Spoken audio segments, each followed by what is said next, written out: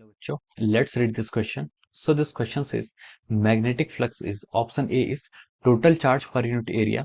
Option B is total current through a surface. Option C is total number of magnetic field lines passing normally through given area. Option D is total EMF in a closed circuit. Okay, तो चलिए बच्चों अब हम इस question को start करते हैं। तो देखिए बच्चों, इस क्वेश्चन का की कॉन्सेप्ट आप लिख सकते हैं।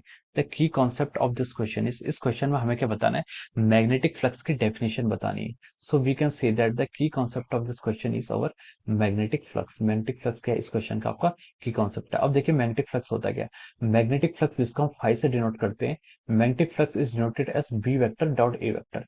ये क्या आपकी मैग्नेटिक फ्लक्स की डेफिनेशन है। मैग्नेटिक फ्लक्स होता है the number of magnetic field lines passing through a surface. क्या लिखते हैं हम यहाँ से, number of magnetic field lines, number of magnetic field lines passing through a surface, passing through a surface. This is defined as our magnetic flux. ये क्या कहलाता है, आपका मैग्नेटिक फ्लक्स की डेफिनेशन है। इसको आप ऐसा समझ सकते हैं, जिसके मान लीजिए एक रीजन है, यहाँ पर आपके मैग्नेटिक फील्ड आपकी इस डायरेक्शन में है। This is the direction of our magnetic field. किसी रीजन पर आपकी मैग्नेटिक फील्ड ये है। अगर हम क्या करते हैं, यहाँ पर आपकी जो कॉइल है, अगर आपकी कॉइल क्या है ऐसे रखी हुई है, दिस इज योर कॉइल। आपकी जो कॉइल है वो क्या आपकी नॉर्मली रखी हुई है। कॉइल क्या आपकी नॉर्मली रखी हुई to the magnetic field. Magnetic coil का वेक्टर क्या होता है, देखिए कॉइल आपकी ये है, ये आपके परपेंडिकुलर रखी हुई है। जो कॉइल का जो आपका एरिया है, जो आपका क्रॉस सेक्शन है, it is perpendicular to the magnetic field. ये क्या है, मैग्नेटिक फील्ड के परपेंडिकुलर है। तो हम बोल सकते हैं कि यहाँ पर फाई इज इक्वल टू क्या लिखते हैं हम, B vector dot of E vector.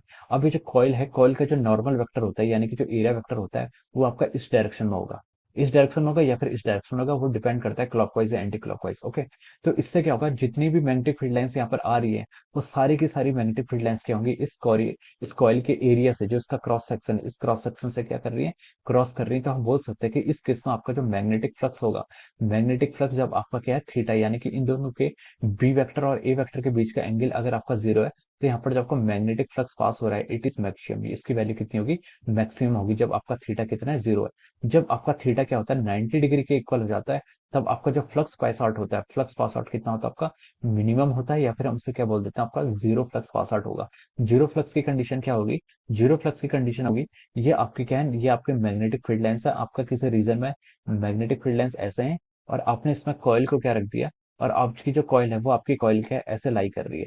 This is the our coil. ठीक है, कॉइल का जो क्रॉस सेक्शन है वो क्या है, पैरेलल है किसके, आपके मैग्नेटिक फील्ड के क्रॉस सेक्शन के पैरेलल है। यानी कि देखिए कॉइल का जो नॉर्मल है, it is making an angle of 90 degree. ये क्या कर रहा है, 90 डिग्री का एंगल बना रहा है किससे, आपकी मैग्नेटिक फील्ड लाइन से। तो हम बोल सकते हैं कि इस केस में आपका थीटा कितना हो जाएगा, 90 डिग्री हो जाएगा, और आपका बी डॉट ए यानी कि बी एक कॉस थीटा कितना आ जाएगा आपका, जीरो। और हम बोल सकते हैं कि जो आपका फ्लक्स पास आउट हो रहा है वो कितना हो रहा है, मिनिमम हो रहा है।